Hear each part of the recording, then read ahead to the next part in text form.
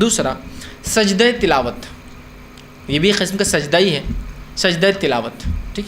اب سجدہ تلاوت کیا ہے؟ سجدہ تلاوت سنت ہے، اس پر صحابہ کا اجماع ہے، سجدہ تلاوت سنت ہے، اس پر صحابہ کا اجماع ہے، یاد رکھیے، ٹھیک۔ اس کی مشروعیت، اس کا مشہور ہونا، اس کا عمل میں لانا، رسول اللہ کا اس کو عمل کرنا، اس معاملے میں صحابہ کا اجماع ہے۔ اس معاملے میں کچھ اختلاف پایا جاتا ہے کہ واجب ہے یا سنت ہے، ضروری ہے یا سنت ہے، تو اس معاملے میں صحیح قول اور صحیح رائے ہے سجدہ تلاوت کا کرنا سنت ہے، واجب نہیں ہے، یاد رکھیے، سجدہ تلاوت کا کرنا سنت ہے، واجب نہیں ہے۔ انشاءاللہ میں آپ کے سامنے کچھ واقعات اور کچھ حالات رکھنے کی صحابہ کے اقوال اور رکھنے کی کوشش کرتا ہوں۔ آئیے، سب سے پہلی چیز صحیح بخاری کی روایت ہے، آپ صلی اللہ علیہ وسلم کہا میں نے، بلکہ یزید بن ثابت رضی اللہ عنہ فرماتے ہیں میں نے اللہ کے رسول صلی اللہ علیہ وسلم کو دیکھا کہ آپ نے سورہ نجم کی تلاوت کی اور آپ نے اس میں کوئی سجدہ نہیں کیا، مطلب آپ نے سورہ نجم کی تلاوت کی اور اس میں آپ نے کوئی سجدہ نہیں کیا، حالانکہ سورہ نجم میں ایک سجدہ آتا ہے۔ اس سے پتہ چلا کہ سجدہ تلاوت یہ سنت ہے، واجب نہیں۔ اگر واجب ہوتا تو وہ صحابی کو اللہ کے رسول کرواتے، وہ کہتے میں نے پڑھا اور مجھے سجدہ تلاوت آپ نے حکم نہیں دیا اس کے کرنے کا، جبکہ ہم جانتے ہیں سورہ نجم میں ایک سجدہ آتا ہے۔ اسی طرح عمر ابن خطاب رضی اللہ عنہ نے ایک بار جمعہ کا خطبہ دیا، صحیح بخاری کی روایت ہے، جمعہ کا خطبہ دیا، جمعہ کے خطبے کے اندر آپ نے سجدے کی آیت تلاوت کی، اس کے بعد سجدہ کیا، سجدے کے بعد آپ نے خطبہ کنٹینیو کیا، دوسرے جمعہ آپ نے پھر وہی صورت پڑھی، سجدے کی آیت پڑھی اور سجدہ نہیں کیا، اور سجدہ نہیں کرنے کے بعد یہ کہا اور فرمایا یقیناً ہمیں ان سجدوں کا حکم نہیں دیا گیا ہے، لہٰذا جو شخص سجدہ کرنا چاہے کرے اور جو نہ کرنا چاہے اس پر کوئی گناہ نہیں ہے۔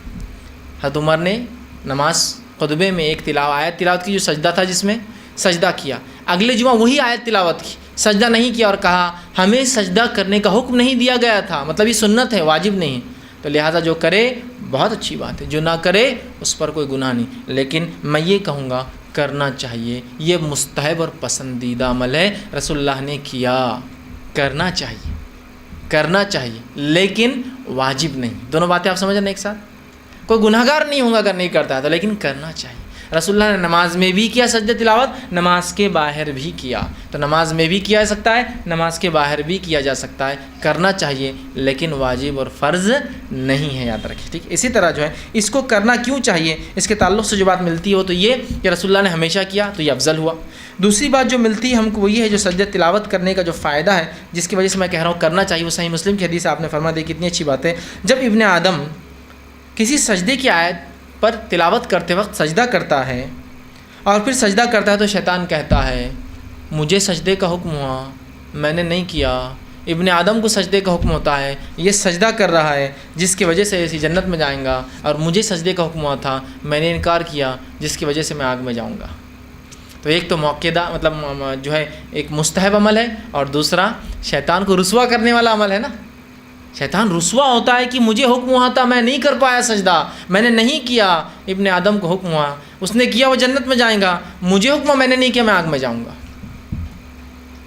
تو اس وجہ سے کرنا چاہیے، لیکن پھر بھی واجب نہیں ہے، ورنہ بہت سے لوگ سجدہ تلاوت کا کفارہ پوچھنے آتے ہیں، نہیں کیے تو کیا ہے، کچھ بھی نہیں ہے، واجب نہیں ہے چونکہ، ٹھیک ہے، چاہیے لیکن مستحب ہے، بہت اچھا عمل ہے۔ اسی طرح سجدہ تلاوت ان کی تعداد کے تعلق سے یاد رکھیے، سجدہ تلاوت ایک ہی ہوتا ہے سجدہ تلاوت، ٹھیک، ایک سجدہ ہوتا ہے، تعداد ایسا دو نہیں، جیسا ہم لوگ نماز میں کرتے ہیں دو ہوتے ہیں، سجدہ تلاوت ایک ہی ہوتا ہے، آپ ایک ہی بار کریں گے، جیسا آپ نماز میں ماشاء اللہ ہم تراویح پڑھتے ہیں تو اس میں ہوتا ہے نا امام صاحب ایک ہی بار کراتے ہیں، بس وہ ایک ہوں گا، یاد رکھیے، ٹھیک۔ نماز میں اگر ہوں گا تو اللہ اکبر کے ساتھ ہوں گا تاکہ پتہ چلے کہ سجدہ تلاوت ہے، اور نماز کے باہر کریں گے تو آپ سیدھے چل جائیں گے سجدے کے اندر، کچھ بولنے کی ضرورت نہیں اس میں، ٹھیک ہے، ٹھیک۔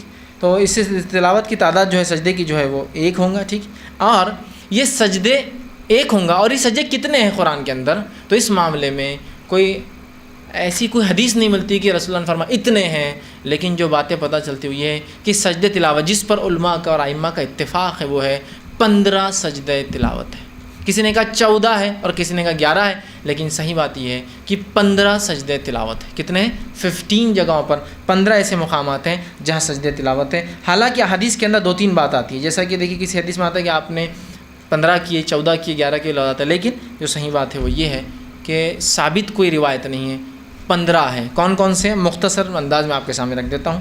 پہلا جو ہے میں ترتیب میں رکھ رہا ہوں قرآن کے آرڈر کے اعتبار سے. سورہ اعراف کی آخری آیت 206 نمبر، سورہ اعراف سورہ نمبر 7 آیت نمبر 206 پہلا سجدہ جو قرآن میں آتا ہے.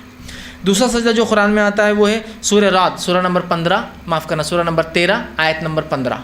سورہ رعد سورہ نمبر 13 آیت نمبر 15 کا دوسرا سجدہ ہے. تیسرا سجدہ جو قرآن میں آتا ہے وہ سورہ نحل سورہ نمبر 16 آیت نمبر 50. سورہ نحل سورہ نمبر 16 آیت نمبر 50. چوتھا سجدہ جو قرآن کا آتا ہے وہ ہے سورہ الاسراء یا سورہ بنی اسرائیل سورہ نمبر 17 آیت نمبر 109. سورہ نمبر 17 سورہ بنی اسرائیل یا سورہ اسراء، سے دو نام سوروں کے سورہ کے آیت نمبر 109. پانچواں سجدہ تلاوت ہے سورہ مریم سورہ نمبر 19 آیت نمبر 57. سورہ مریم سورہ نمبر 19 آیت نمبر 57 57. اسی طرح جو چھٹا تلاوت کا سجدہ ہے وہ سورہ حج سورہ نمبر 22 آیت نمبر 18. سورہ حج سورہ نمبر 22 آیت نمبر 18 یاد رکھیں. اسی طرح جو ہے ساتواں جو آتا ہے سورہ الفرقان سورہ نمبر 25 آیت نمبر 60. سورہ الفرقان سورہ نمبر 25 آیت نمبر 60 میں آتا ہے.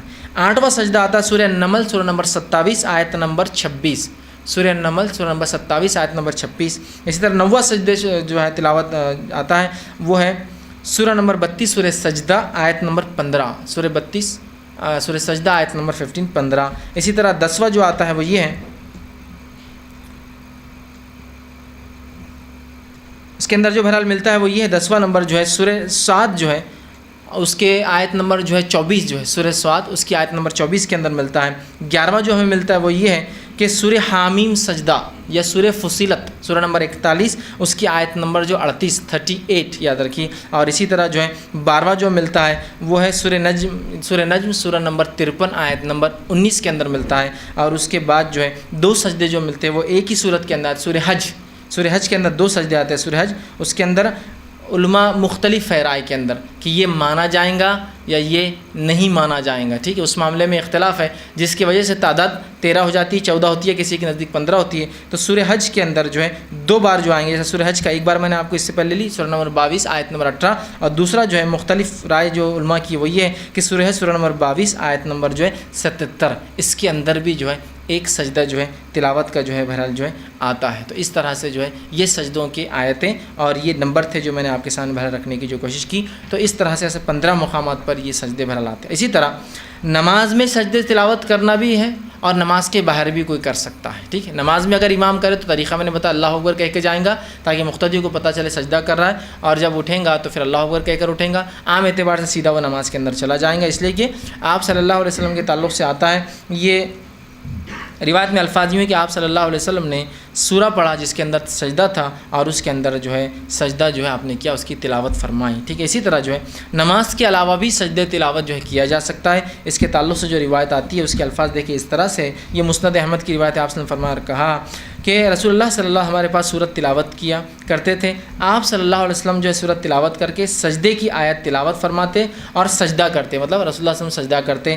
پھر وہ صحابہ کہتے ہیں کہ آپ صلی اللہ علیہ وسلم کے ساتھ ہم سب بھی جو ہے سجدہ کرتے، حتیٰ کہ وہاں جگہ نہیں بچتی، مطلب سب سجدے میں گر جاتے جس کی وجہ سے جگہ نہیں بچتی. تو اس سے پتہ چلا آپ نماز میں بھی کر سکتے ہیں، نماز کے بعد بھی سجدہ تلاوت میں جو پڑھے وہ بھی کرے، جو سنے وہ بھی کرے. چونکہ رسول اللہ صلی اللہ علیہ وسلم پڑھتے، صحابہ سنتے اور سب سجدہ کرتے ہیں نا، تو جو سنے وہ بھی کرے، جو پڑھے وہ بھی کریں گے. اسی طرح سجدہ تلاوت چونکہ نماز کا حصہ نہیں ہے تو اس کے لیے وضو بھی شرط نہیں ہے اور قبلہ بھی شرط نہیں ہے. یاد رکھیے دونوں چیزیں شرط نہیں ہیں. تو اسی طرح تلاوت کا سجدہ ہی اس میں بھی فرض نہیں ہے اور اس کے لیے قبلہ رخ ہونا بھی شرط نہیں ہے. چونکہ حدیث کے الفاظ جو اس سے پہلے میں نے آپ کے سامنے رکھا تھا جو مسند احمد کی روایت تھی، آپ صلی اللہ علیہ وسلم سجدے کی آیت تلاوت کرتے، آپ سجدہ کرتے اور ہم بھی سجدہ کرتے، اور اتنے ایسا سجدہ کرتے کسی کو جگہ نہیں ملتی. تو ظاہر سی بات اس کا مطلب یہ ان آرگنائز ہوتا، پڑھ لی اور سب کہیں بھی جہاں جگہ ملی وہاں سجدہ کر لیا. اسی طرح ایک روایت آتی ہے، اس کے الفاظ دیکھیے اس طرح سے.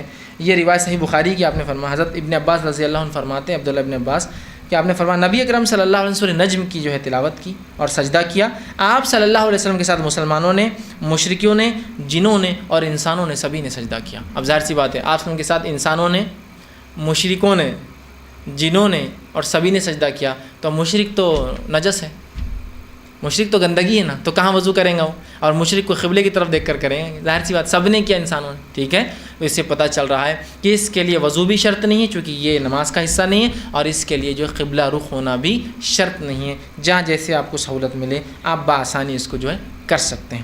اسی طرح جو ہے سجدہ تلاوت کے لیے تکبیر کہنا لازم نہیں ہے، سجدہ تلاوت نماز میں ہو تو تکبیر کہنا پھر لازم ہو جائیں گے تاکہ لوگوں کو پتہ چلے سجدہ تلاوت ہو رہا ہے، ٹھیک ہے۔ اسی طرح جو ہے سجدہ تلاوت کی تسبیح وہی ہے جو سبحان ربی الاعلیٰ ہم کرتے ہیں، لیکن سجدہ تلاوت کی اور دو دعائیں جو ایک ابو داؤد اور ایک ابن ماجہ کی ہے، آپ چاہے تو دعائیں پڑھ سکتے ہیں۔ آپ دعاؤں کو جاننے کے لیے آپ چھوٹی سی کتاب آتی ہے حصن المسلم لے لیں، ساری دعائیں اس میں وہ سجدہ تلاوت کی دعائیں مل جائیں گی۔ اگر کسی کو سجدہ تلاوت کی دعا یاد نہ ہو تو سب سے سمپل سبحان ربی الاعلیٰ جو آپ نماز کے سجدے میں کرتے وہ کر سکتے، لیکن اس سے ہٹ کر بھی سجدے میں یہ دو دعائیں ثابت ہیں، آپ وہ کر سکتے ہیں، ٹھیک۔ تو یہ ہوا دوسرا سجدہ سجدہ تلاوت، پہلا سجدہ سہو، دوسرا سجدہ سجدہ تلاوت۔ اب آئیے